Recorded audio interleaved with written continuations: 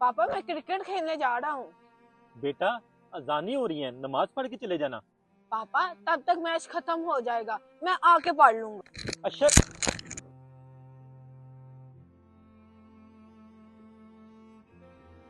पापा आज क्रिकेट खेल के बहुत मजा आ गया। अच्छा, आज तो तुम बहुत लेट हो गए।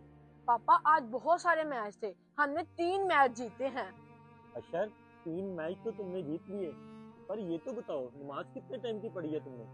पापा मैं दोस्तों के साथ घूमने चला गया था, नमाज का पता ही नहीं चला, कल पढ़ लूंगा।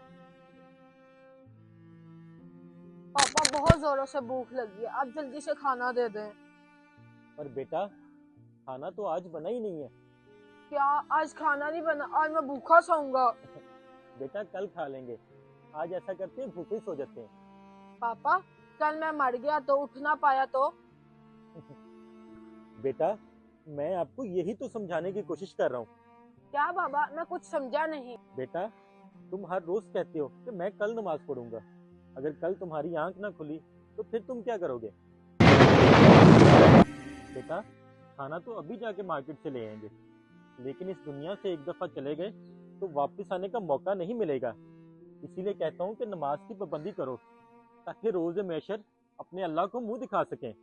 ठीक है पापा, मैं आइंदा से नमाज नहीं छोड़ूंगा। शाबाश मेरे बेटा, चलो मिलके खाना खाते हैं, खाना अंदर पड़ा है। नमाज पढ़ने से दुनिया और आखिरत में दोनों में कामयाबी है। अगर आपको हमारा ये मैसेज अच्छा लगे तो सदका जारिया समझकर शेयर ज़रूर कीजिए।